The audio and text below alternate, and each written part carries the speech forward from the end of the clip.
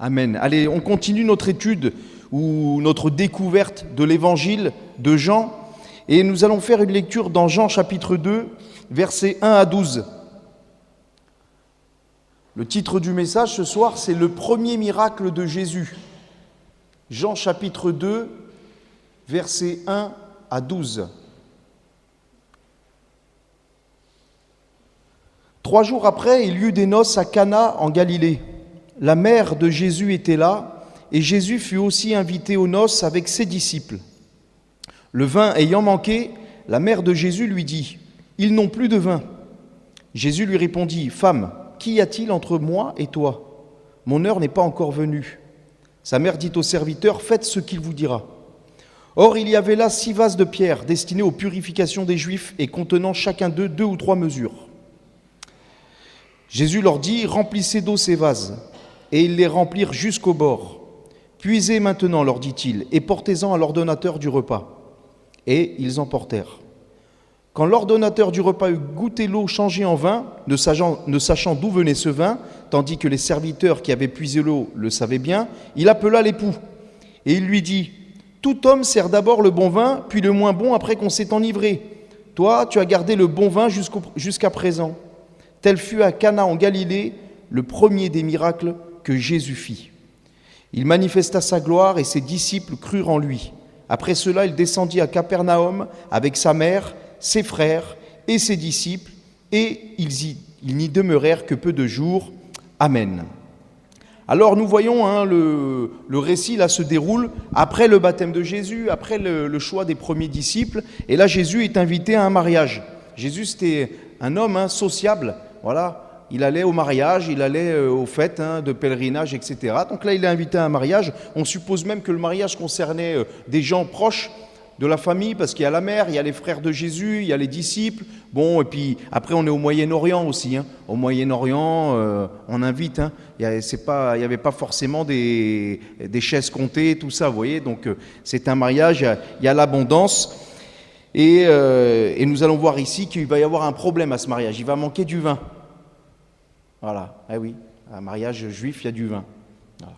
Bon, mais ce qu'on voit ici, déjà, j'aimerais faire une première parenthèse. Vous savez, je fais souvent des parenthèses, moi, mais j'en fais une déjà parce qu'il y a quelque chose dans ce texte qui m'interpelle, c'est que Jésus, après ce mariage, il va partir avec sa mère, ses frères et ses disciples.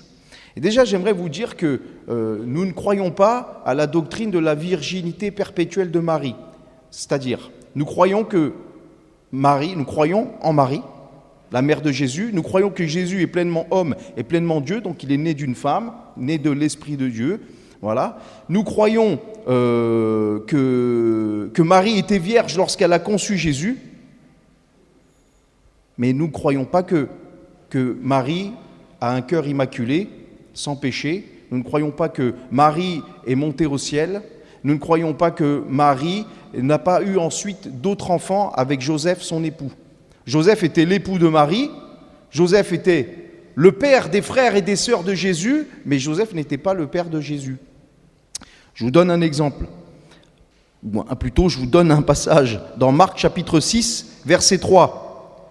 Ils vont dire de Jésus : « N'est-ce pas le charpentier, le fils de Marie, le frère de Jacques, de Jose, de Jude, de Simon, et ses sœurs ne sont-elles pas ici parmi nous ?» Donc ça veut dire que Jésus, il avait au moins 4 frères, et puisqu'il y a des sœurs au pluriel, au moins 2. C'est-à-dire qu'il avait au moins 6 frères et sœurs. Donc Marie a eu des enfants ensuite avec Joseph. Voyez ? Donc il y a tout un débat sur des mots grecs et tout ça, on ne va pas rentrer là-dedans, mais c'est bien de le préciser quand même, pour montrer ce en quoi nous croyons, et surtout ce que la Bible enseigne. Voilà. Donc ici, nous adorons le Dieu unique, et nous prions le Père, le Fils, par le Saint-Esprit, mais nous ne prions pas Marie. Voilà. Nous croyons que Marie était une femme pieuse, dont Dieu s'est servi admirablement, à qui il a été fait une grâce, mais elle était une femme qui avait des péchés et qui a eu besoin aussi de se repentir et de se tourner vers le Seigneur. Voilà. Je referme la parenthèse. Donc au cours de ce mariage, problème, le vin commence à manquer, et ça c'était embarrassant non seulement pour l'organisateur du repas, parce que bon, il a mal calculé son coût, et puis c'était embarrassant pour le marié aussi. C'était vraiment une honte de ne pas avoir assez. Au mariage, il fallait être dans l'abondance. Là, je vois mes frères gitans à côté, et j'ai fait beaucoup de mariages gitans. Et dans les mariages gitans, c'est l'abondance. Parce qu'il n'y a pas de... On envoie... Enfin, vous me contredisez si je me trompe, mais il n'y a pas une invitation. Alors, on sera 150, on a réservé le traiteur, on sera... Non, gitan, il n'y a pas d'invitation. Tu sais, le cousin d'un tel, l'autre, il va se marier. Ah bon, tout le monde vient. Donc, il faut prévoir. C'est ça, des boissons, des sandwichs, des gâteaux, et après, il y a les pâtes, et il y a les trucs. Et il faut qu'il manque rien, parce que s'il manque quelque chose, malheur. Quelache, comme ils disent les Espagnols. Quelache, il manque du panaché, il manque des bières. Bon, là, c'est la même chose, sauf que là, il manque quelque chose. Voilà, il manque du vin. Alors, Marie, elle va aller voir Jésus pour qu'il intervienne. Et c'est à ce moment-là que Jésus va accomplir son premier miracle. Il va changer de l'eau en vin. Bon, alors on va voir ce que signifie non seulement cette demande de Marie, la réponse de Jésus, ce que signifie ce miracle, ce que nous enseignent ces choses. Oui, parce que il ne faut pas tomber dans le truc. Tu sais, un jour, j'étais au travail et il y a un collègue, il me dit, tu sais, toi, moi je crois pas en Dieu, mais quand même, si je devais me convertir à une seule religion, je me convertirais à la tienne.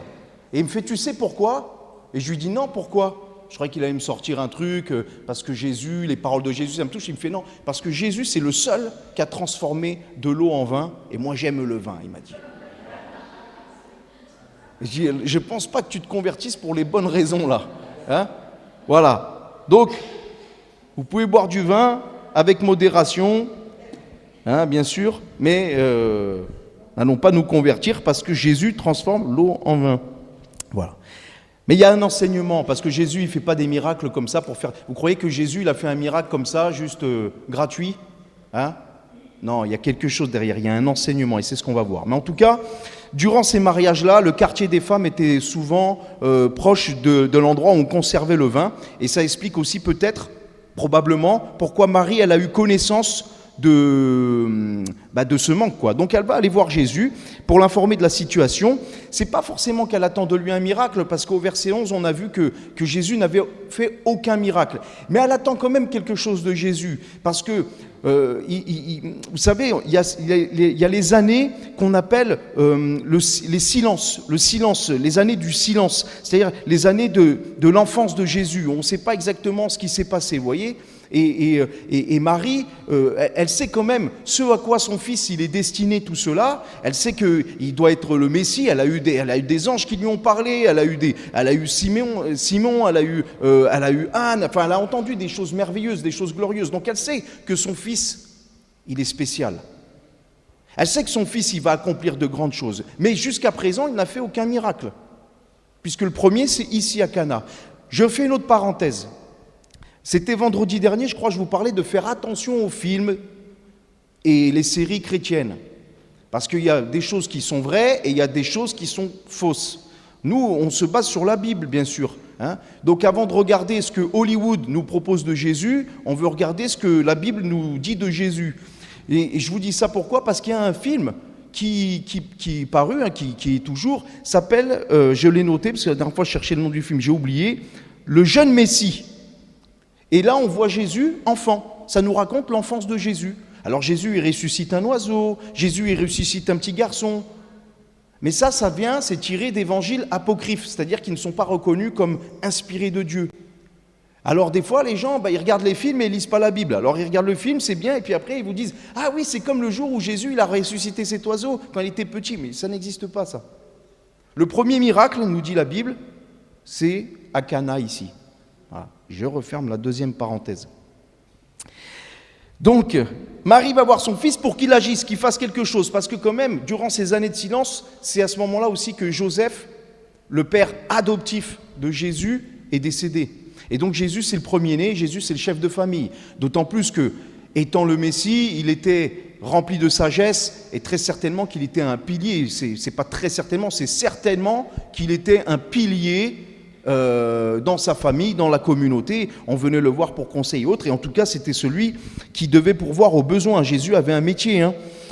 Et donc elle va s'attendre à ce que Jésus fasse quelque chose. Voilà, pour éviter que ça soit la honte pour ce mariage, quoi. Alors la première leçon que je veux retirer de ce passage, c'est que lorsqu'on a des soucis, lorsqu'on est dans la détresse, lorsqu'on est dans la quiétude, lorsqu'on a un besoin, et je crois que tout le monde a des besoins, et le besoin prioritaire de l'homme, c'est que son âme soit sauvée. Hein?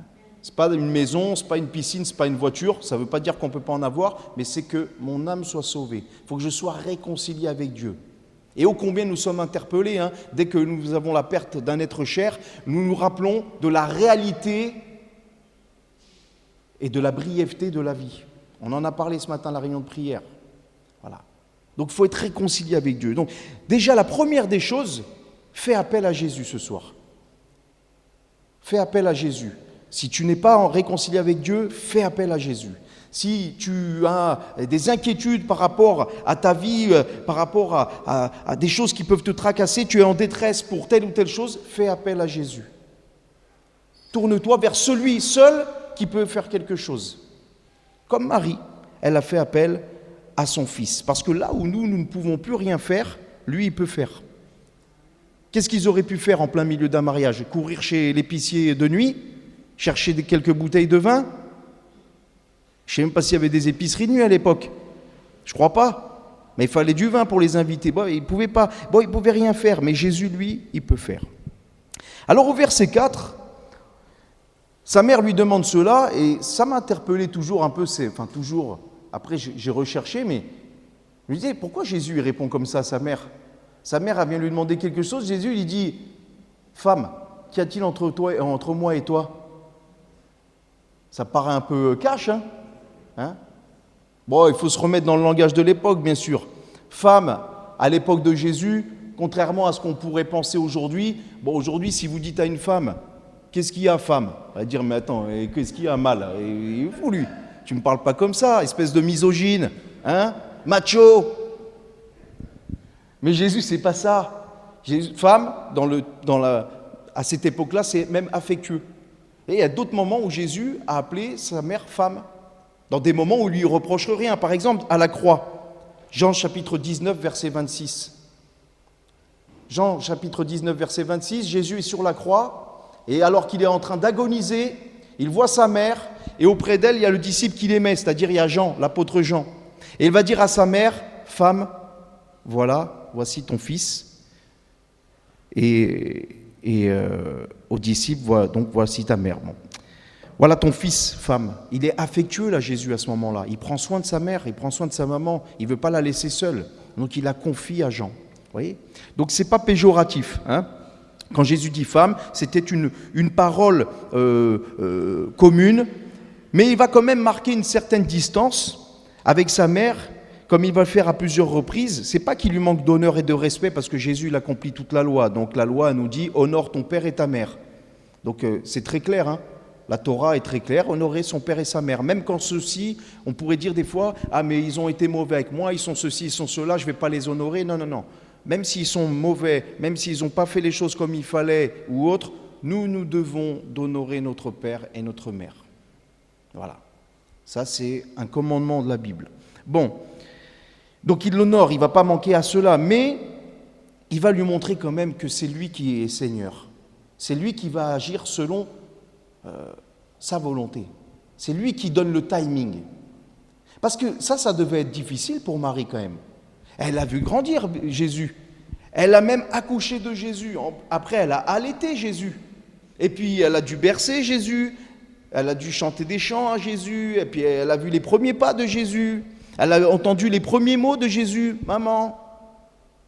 Et puis, elle a vu Jésus grandir, Jésus faire des progrès et tout cela. Et vous imaginez qu'en réalité, c'est la parole de Dieu incarnée. C'est-à-dire que j'ai mis au monde celui qui m'a créé. Bizarre, hein? Ça paraît improbable. Mais Dieu est tout-puissant. C'est-à-dire que Jésus existait déjà avant. Jésus a juste pris une forme humaine, il est juste venu dans le corps d'un homme. Alors les gens vont dire, c'est pas possible que Dieu puisse faire ça. Mais on est qui, nous, pour dire à Dieu ce qui est possible? Question, est-ce que tout est possible à Dieu? Donc est-ce que c'est possible que Dieu envoie sa parole incarnée dans un corps humain? Si tout est possible. Ou alors si on dit non, c'est pas possible, alors on ne croit pas que tout est possible à Dieu. Bon, en tout cas, nous croyons bien sûr en l'incarnation de Jésus et en la divinité de Jésus.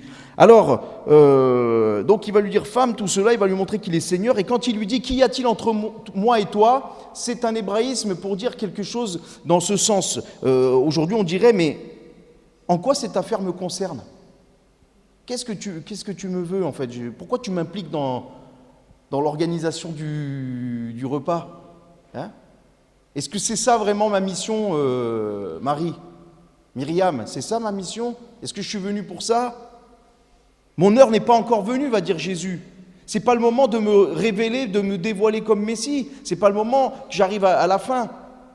Bon, quand Jésus dit ça, il dit, ok, il est rentré dans son ministère, mais là, maintenant, le rapport avec sa mère va changer maintenant. Elle doit comprendre qu'il est le Seigneur et que Jésus va agir selon, comme c'est depuis qu'il était tout jeune, selon la volonté de son Père. C'est pas Marie qui décide, c'est Jésus. Voilà. Donc il y a un peu cette idée-là dans ce dialogue. Jésus suit parfaitement le modèle que lui montre le Père. Jésus est en parfaite harmonie avec le Père. C'est ce que nous dit par exemple ce passage dans Jean chapitre 5, verset 19. Jean 5, 19. En vérité, je vous le dis, le Fils ne peut rien faire de lui-même, il ne fait que ce qu'il voit faire au Père. Et tout ce que le Père fait, le Fils aussi le fait pareillement. Alors vous voyez, on va dire, attends, tu viens de me dire que Jésus c'est la parole de Dieu, Jésus c'est le Fils de Dieu, Jésus c'est Dieu, mais tu vois que Jésus sans le Père, il ne peut rien faire. Oui, mais un peu plus loin dans le passage, il dit « Honorez le Fils comme vous honorez le Père ». Et Dieu, dans d'autres passages, il dit qu'il ne partage sa gloire avec personne d'autre. Donc s'il partage la gloire avec Christ, c'est que Christ est Dieu. Ça va? Bon, si vous avez des nœuds au cerveau, prenez un Doliprane, ça va aller.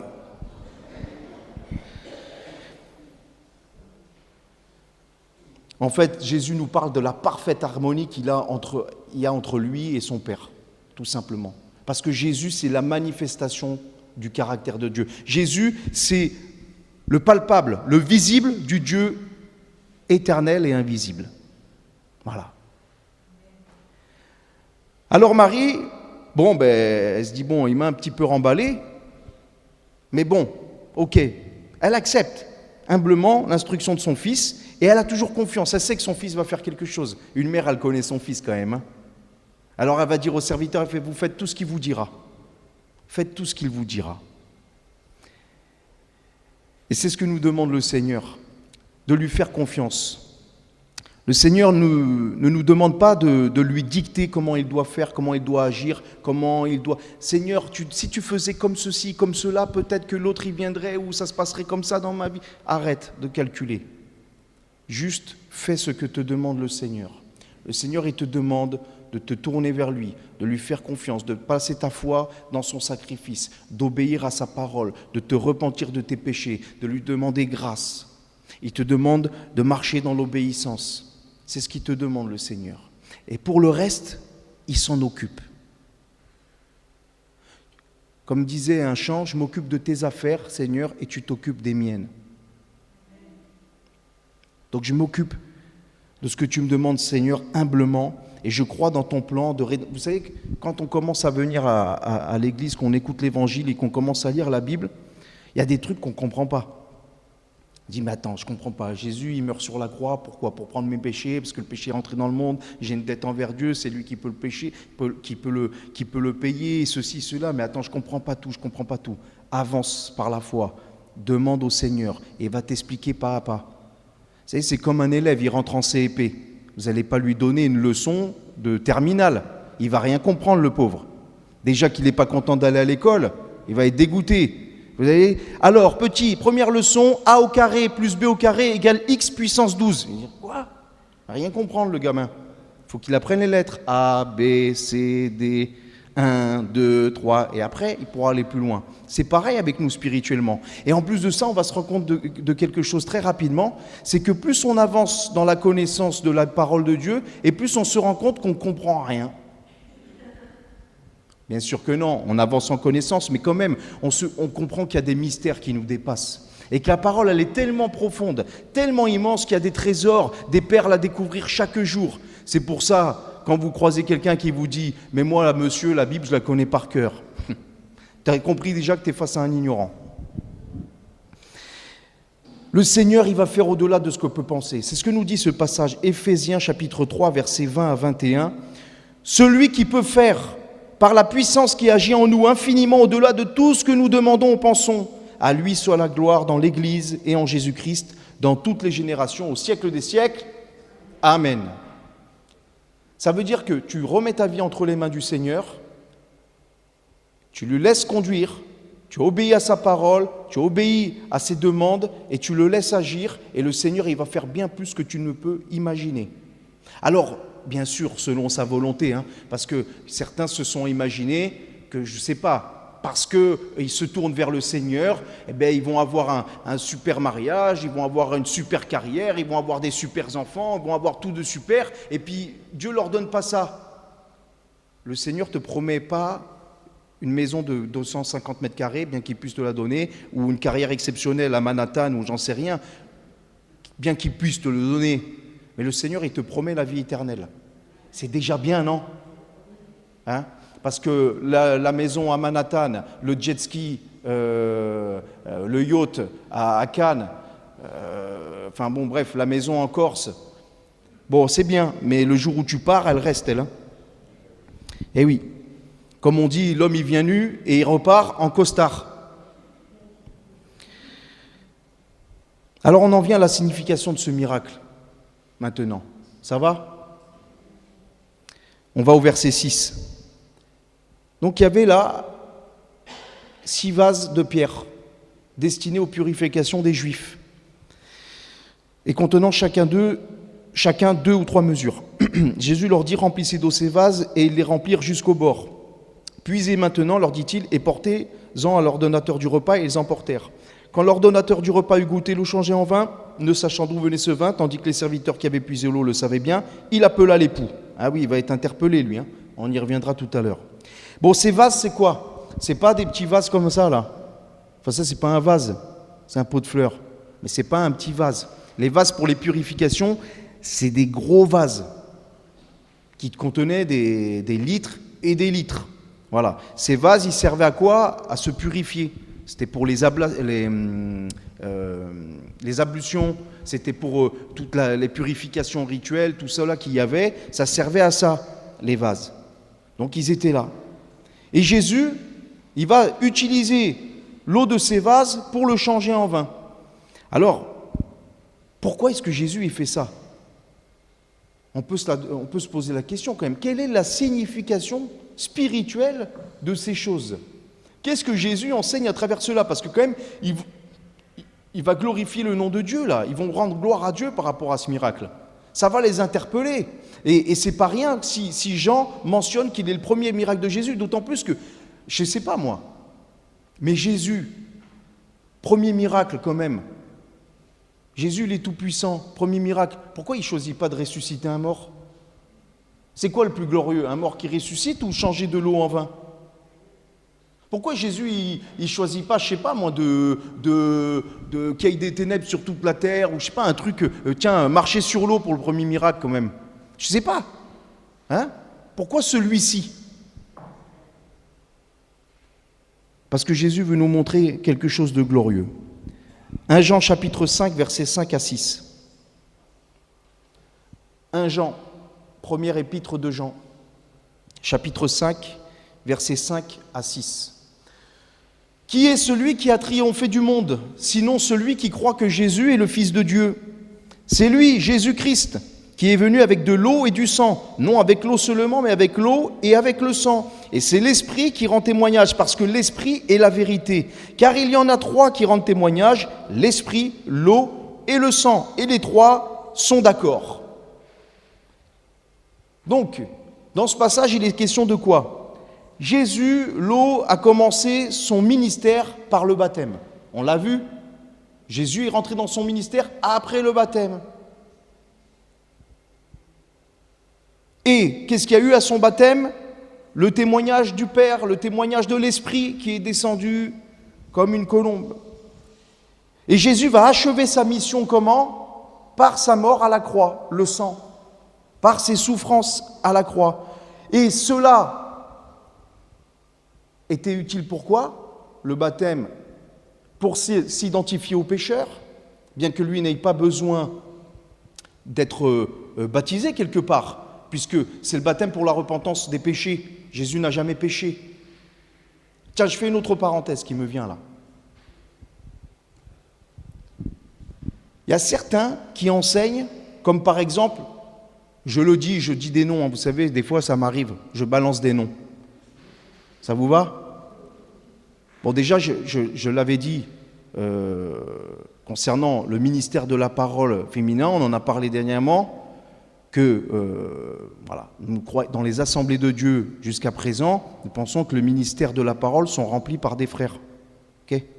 S'il y en a qui prennent des libertés pour faire prêcher des sœurs, ça les regarde. Bon, c'est autre chose. Mais je vous parle de ça pourquoi? Parce qu'il y a une certaine dame qui est très populaire dans le monde évangélique qui s'appelle Joyce Meyer. Elle est incroyable. Elle a des millions de followers. Et je le dis en américain, c'est mieux. Pour la télé. Elle a des millions de suiveurs et puis elle a des jets, elle a des millions de dollars aussi. Hein. Bon, ça arrive. En général, c'est pas trop bon signe quand vous avez un pasteur, un apôtre, un prophète qui a des millions de dollars en prenant les offrandes des chrétiens. C'est pas bon. Hein. Bon, c'est pas dit qu'il faut qu'il souffre et qu'il soit dans la pauvreté. Hein. Mais je veux dire quand même, quand vous êtes millionnaire, vous avez des costumes Christian Dior, des montres Rolex, une limousine, un jet privé. Bon, je veux bien, mais quand même. Hein. Enfin bon, bref, moi je vois pas Jésus en jet privé. Bon, ça n'existait pas. Mais tout ça pour vous dire quoi? Donc cette femme de l'évangile de prospérité, qui est donc une fausse prophétesse, hein, voilà, Joyce Meyer, a enseigné entre autres que lors du baptême de Jésus, quand l'Esprit est descendu, Jésus à ce moment-là est né de nouveau. Hérésie. Donc s'il vous plaît, à ceux qui nous entendront sur YouTube, ou vous, si vous avez l'habitude de suivre Joyce Meyer, méfiez-vous. Parce qu'il y a des petits enseignements comme ça subtils qui sont des hérésies. D'autant plus que c'est l'évangile de la prospérité et derrière il y a beaucoup de psychologie. Vous savez, la psychologie, pour comprendre comment marche un cerveau humain, je veux bien, mais au bout d'un moment, quand on veut guérir les âmes avec des méthodes de psychologie qui ont été établies et inventées par des hommes qui sont morts d'esprit, qu'est-ce qu'on va faire? Comment est-ce que quelqu'un qui est mort d'esprit va pouvoir me rendre vivant dans l'esprit, à moi qui suis un chrétien né de nouveau de l'esprit? Ça, vous allez dire, c'est pas possible. C'est possible ou c'est pas possible? Donc il faut faire attention. Voilà, je dis ça pour que vous vous méfiez et je le dis, après moi je ne suis pas en train de suivre. Alors fais voir qu'est-ce que tu regardes, je m'en fiche. Chacun il fait ce qu'il veut. Il est responsable devant Dieu, il est assez grand. Moi je ne suis pas le gendarme, je ne suis pas le papa, je ne suis pas le pape, je ne suis rien, moi je suis là, j'apporte la parole, mais je me dois de vous avertir. Voilà, je referme la parenthèse. J'espère que je ne vous choque pas. Hein. Bon, si je vous choque, je suis désolé. J'en étais où du coup? Eh bien voilà, Jésus donc, l'eau, le baptême, s'identifie au pécheur, sa mort à la croix, et par le sang de la nouvelle alliance, nous purifie de tout péché, expie nos fautes. Qu'est-ce qu'il va faire Jésus le soir de la dernière Pâque avec ses disciples? Et ce que nous faisons chaque dimanche lorsque nous répétons ces paroles. Il va prendre la coupe, il va rendre grâce, il va en donner à ses disciples, il va dire voici ceci, la coupe c'est du vin qu'il y a dedans, il va dire voici ceci et le sang de l'alliance qui est répandu pour plusieurs pour la rémission des péchés, le sang de la nouvelle alliance. 1 Jean chapitre 1 verset 1 à 7 nous dit que le sang de Jésus, le Fils de Dieu, nous purifie de tout péché. Donc quel est le symbole de ce miracle, de l'eau des jarres de purification transformée en vin? Eh bien de la même manière que cette eau était utilisée pour se purifier des souillures du corps, mais aussi pour se purifier, c'était le symbole de la purification spirituelle, Jésus montre par ce miracle l'œuvre entière de rédemption qu'il accomplit depuis le baptême jusqu'à la croix. et l'œuvre de rédemption qu'il veut faire en chacun de nous. Déjà, le baptême de régénération, la nouvelle naissance, le Saint-Esprit qui vient, c'est possible seulement par le sang de la nouvelle alliance, par le sang de Jésus. Seul le sang de Jésus peut nous purifier. Il y a ce chant merveilleux que j'aime beaucoup, c'est ton sang qui purifie, c'est ton sang qui donne la vie. C'est ton sang qui a coulé, oui, ton sang précieux m'a racheté. Voilà comment c'est possible. C'est le sang de Jésus, le sang de la nouvelle alliance. Marc 16 nous dit, celui qui croira en Jésus sera sauvé. Mais celui qui ne croira pas, celui qui croira et qui sera baptisé, pardon, j'ai pris ce passage exprès pour ça, j'ai oublié la moitié, c'est pas bon. Celui qui croira et qui sera baptisé sera sauvé. Celui qui ne croira pas sera condamné. Donc l'évangile est très clair. Tu crois en Jésus, si tu es purifié par le sang de Jésus, si la marque de Jésus est sur les linteaux de ton front, on a parlé de la porte dimanche, alors la mort passera par-dessus toi. Et comment ça? Il y en a qui meurent. Oui, mais ils ressusciteront pour la vie. La mort n'a pas de pouvoir sur eux. Comme Jésus va dire souvent, il dort. Il se repose. C'est ça la vraie retraite. On attend tous après la retraite. Et puis après, quand je parle avec les retraités, ils me disent « Oh, je bosse encore plus que quand j'étais pas à la retraite. » C'est pas vrai? Eh oui, la vraie retraite avec le Seigneur, le repos, la paix. Celui qui croira et qui sera baptisé. Donc le baptême, c'est important aussi. Pourquoi? C'est pas parce qu'on va être plongé dans l'eau qu'on va être sauvé. Il y a des gens, ils pensent que parce qu'ils se font baptiser, ils vont être sauvés. C'est pas ça. Mais parce que j'ai cru, parce que le sang de Jésus m'a purifié, m'a lavé de tout péché, parce que j'ai été scellé par l'Esprit, je suis né de nouveau, alors j'ai le désir de m'engager avec le Seigneur. Et le premier engagement qu'a pris le Seigneur, c'était le baptême. Le premier engagement qu'on doit prendre, c'est les eaux du baptême. Donc c'est important, parce que celui qui se baptise, qui se fait baptiser, il témoigne par cela qu'il veut accomplir la volonté de Dieu et qu'il veut faire ce que Jésus, lui, demande. Et tout à l'heure, on a vu que Marie, elle a dit, faites tout ce qu'il vous demandera.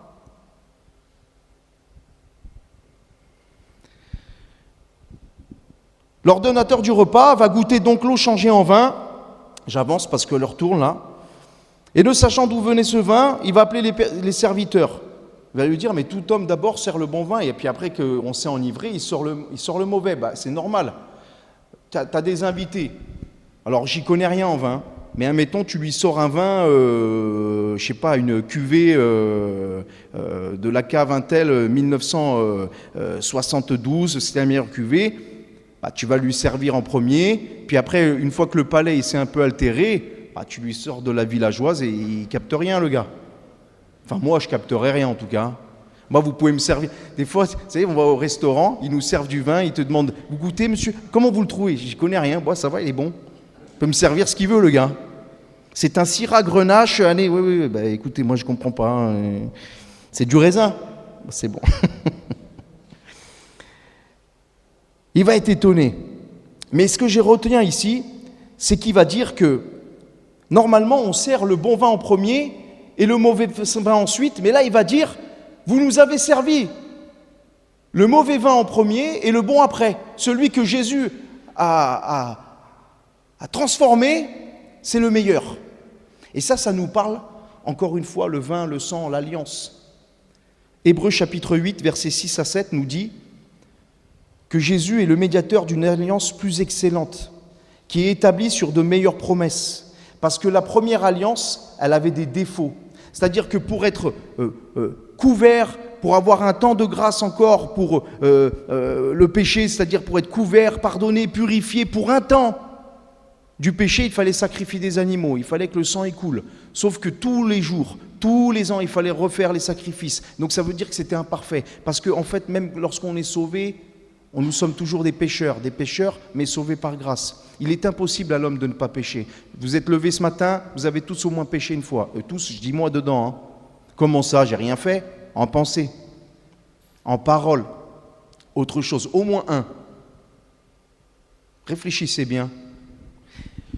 Un jour, j'entendais un prédicateur, il disait, si on affichait ne serait-ce qu'une de nos journées, de tout ce que nous avons dans les pensées, ce que nous avons parlé, qu'on l'affichait ici à l'écran, on va tous se cacher. C'est vrai ou pas? Hein? On va tous se cacher parce qu'on aurait honte. Oh là là, ils ont vu ce que j'ai pensé, ils ont vu ce que j'ai dit, ils ont vu ça. Donc voilà, vous voyez, l'ancienne alliance, il fallait perpétuer tout cela parce que même les sacrifices étaient imparfaits. Mais Hébreux chapitre 9, versets 6 à 14, on ne va pas le lire le texte, mais je vous donne la référence parce que le texte est long. Il nous dit que Jésus, lui, donc, c'est le médiateur d'une alliance plus excellente parce que le sacrifice de Jésus, le sang de Jésus qui a été versé, il a été versé une fois pour toutes. Et il est capable de nous purifier de tout péché, non seulement des péchés passés, présents et à venir. Parfaitement. Nous pouvons nous appuyer uniquement sur le sacrifice de Jésus. C'est pas Bouddha qui a payé pour tes péchés, il ne peut pas, c'est un homme pécheur. C'est pas Mahomet qui a payé pour tes péchés, il ne peut pas, c'est un homme pécheur. C'est pas Confucius, c'est pas Raël ou j'en sais rien, tous les gourous qu'il peut y avoir. Le seul homme qui est sans péché et qui a pu payer au prix de sa vie, c'est Jésus. Christ est venu comme un souverain sacrificateur, non pas avec le sang des boucs et des taureaux et des veaux, mais avec son propre sang. Et il s'est offert par un esprit éternel et il peut nous purifier parfaitement, éternellement. Voilà pourquoi Jésus a accompli ce miracle. Parce que même si les disciples n'ont peut-être pas tout compris au début, après ils ont compris. C'est comme quand il a dit détruisez ce temple et en 3 jours je le rebâtirai, ils n'ont pas compris. Ils ont compris après lorsqu'il est ressuscité. Parce que Jésus est mort et il est ressuscité. Il y a beaucoup de choses qu'ils n'ont pas compris tout de suite. Lorsque les 2 disciples sur le chemin d'Emmaüs, ils parlaient entre eux, ils n'avaient pas trop tout compris. Alors Jésus il est venu les prendre sur le chemin et leur a expliqué. Après ils ont compris. Et nous c'est pareil. Nous, c'est la même chose. Jésus, à ce miracle, a manifesté sa gloire. Ses disciples ont cru en lui. Ça a suscité aussi la foi dans les cœurs. Et les miracles aussi peuvent susciter la foi dans les cœurs. Et le temps des miracles n'est pas passé. Nous croyons toujours aux miracles, nous croyons toujours aux guérisons. D'ailleurs, nous prions chaque fois pour ça. Dieu appuyait le témoignage des apôtres par des miracles et des prodiges. Et nous croyons que le Seigneur peut accomplir des miracles les plus glorieux. Mais tout à l'heure, je vous disais quoi? Pourquoi est-ce que Jésus n'a pas commencé par un miracle incroyable, style résurrection d'un mort ou autre? Pourquoi le vin? Parce que la symbolique de ce miracle-là, de ce signe, il est plus glorieux. Pourquoi? Parce qu'en réalité, tu meurs, on te ressuscite. C'est bien, mais pour combien de temps? 5 ans, 10 ans? T'es malade. T'es guéri, c'est bien, mais dans 15 ans. Tu as un handicap, c'est bien, t'es guéri, mais tu vas vieillir. C'est éphémère. Mais la nouvelle naissance, le salut, ça c'est éternel. Il n'y a pas de plus grand miracle que quelqu'un qui naît de nouveau. Ça veut dire que moi je préfère voir un chrétien né de nouveau, je préfère voir une personne qui naît de nouveau dans l'église plutôt que 10 paralytiques qui se lèvent et qui ne sont pas nés de nouveau. Je vous dis la vérité, il n'y a pas plus beau que quelqu'un qui naît de nouveau, qui est converti, qui est né de Dieu, qui est né d'en haut. Parce que son âme, elle est sauvée. Parce qu'une fois qu'il quitte ce monde, il est dans le monde à venir, il est dans la paix de Dieu, il est dans le sein d'Abraham, il est dans le paradis de Dieu, et il n'y a rien de mieux. Eh oui. Donc vous voyez pourquoi ce miracle, vous voyez pourquoi cet enseignement, vous voyez pourquoi Jésus a fait cela. Et puis je termine. C'est aussi étonnant qu'il a choisi de faire cela pendant un mariage. On aurait pu changer le vin pendant un anniversaire, une bar mitzvah.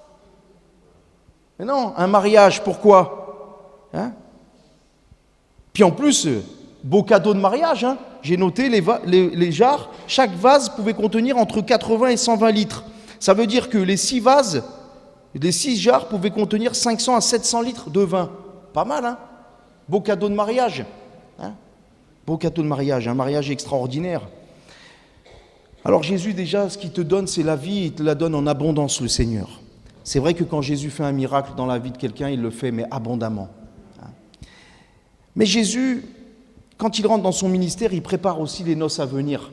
Comment ne pas penser aux noces de l'agneau en parlant d'un mariage? Ben oui, c'est clair, on pense tout de suite aux noces de l'agneau. Pas besoin d'être un gros théologien avec 2 doctorats et 40 années de diplôme. Jésus te le montre par des des images simples. On pense aux noces de l'agneau, à la fête dans le ciel, au banquet céleste qui va avoir lieu.